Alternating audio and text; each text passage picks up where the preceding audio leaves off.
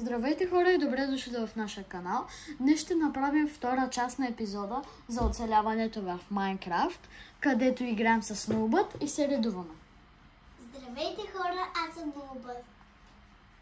Тя вече се учи да играе доста игри и става все по-добра и по-добра, нали? Да. В миналия епизод бяхме стигнали до тук, мисля, че тъкмо бяхме преспали денят и излезе от къщата и беше мой ред. Но сега продължавам аз, понеже видеото приключи там. Надявам се да сте го изгледали. Ако не сте го гледали, върнете, след като изгледате това видео, се върнете и го изгледайте и него. Да. Нали, все пак е важно да гледате и двете ни видеа, защото ако гледате само едното и не гледате, нали, първото, няма да разберете толкова много. Пък всъщност мога да кажа, че първото е доста важно. Като бяхме ако не сте го гледали, мога да ви разкажа набързо, но все пак го гледайте. Намерихме село, в селото имаше доста хляб. И сено. Да. Когато аз бях наред преди да ми изтече времето, аз взех много сено, което видях го взех и после легнах в леглото. Преди да ми да я място човек. Но добре, че не губих, защото ако губих, ще да дойде Айрана и да ме убие. Айран Гоблена, да. Айран Гоблена. Ние преспахме деня, честно казано, нищо ново. Колко време ти остава? Сигурно с нея малко. 4 минути ми остават. Това моят телефон ли? Да, това е твой телефон. На него сме пуснали таймер. Така, сега е време да си направим малко хлебец, защото искам да ви кажа, че хлябът е една от най-добрите храни в цялата игра. Той е изключително важен, защото ако останеш без храна, можеш много лесно да умреш. Да, така. Трябва да ядеш за това. Сега ще оставим един Има ли стак нещо друго освен хляба да го ядеш? Ами има доста други храни, но мога да кажа, че хляба е една от най-хубавите, което може да си. Да. Сега, ако се чудите защо не довърших и не си направих останалия хляб, защото искам да видя селяните какво продават и мисля, че в селото... Хора, видяхте ли те му потупа главата и избяга от него? Мисля, че в Точно селото има потупа фермер. Ето го и фермера. Така, исках... Не, това не беше фермера. Така, 3 емералда за кожени гащи, добре. 6 кожа за диаманти, 3 диаманта за кожени гащи, така... Кожени гащи. Ами, продават кожени гащи хората.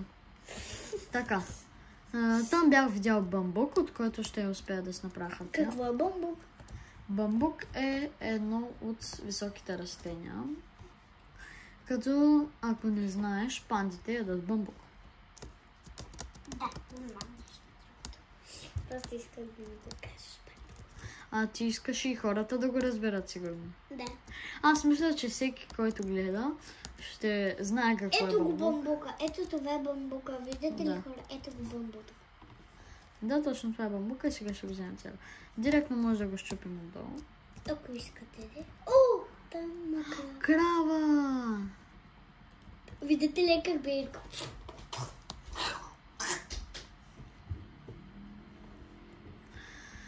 Да, убихме кравата. И взимаме и другия бамбук. Да. Не знаеш, че в тази игра има бамбук? Еми, ти много неща не знаеш като цяло. И да, знам само почти как да играя. Ама си ме научил в първата част. Искам да ви кажа, че ти какво мислиш, Нуб, за това аз как се справям като учител? Добре ли се справям като учител? Ами да. Добре се справиш. Какво мислиш за мен? Ами мисля, че ти си добър учител и че ще можеш да ме научиш. Аз мисля, че ако имаш желание и ти сама ще искаш да се научиш и ще успееш. Обаче тук ще ми трябва книгата, за да видя как се правеше хартия. Правя възможно най-много хартия.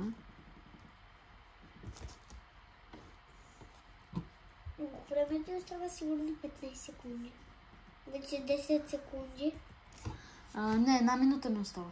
Една минута и 10 секунди, да. Ти явно без да искала не си видяла минутата, нали? Не. Нищо случва се да направиш грешка. Все пак никой не се е родил да не е правил никакви грешки. Да. Не този, кой е? О, защо не взе цветя русите? Ще можеш да си украсиш. Нищо. О, там имаше Арен Гоблин. Да, има черна котка, има оранжева котка. Не съм виждала черната и оранжева. Може да съм виждала, но съм виждала само черна, не съм виждала оранжева. Може ли да покажеш Арен Гоблин на хората?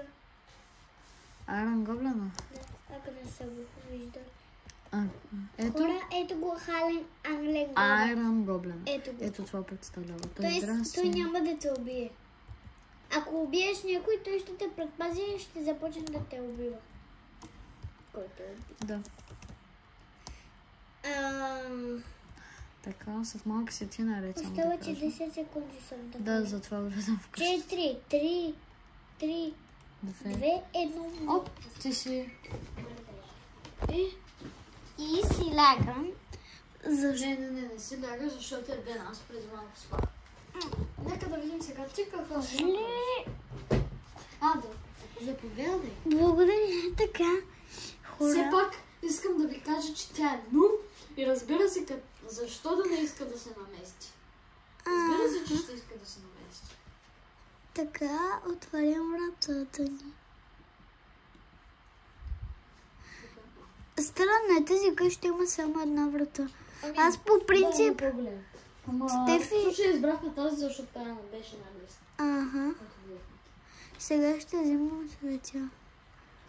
Аз искам да ви пожелая една хубава и успешна учебна година, защото 15 септември дойде.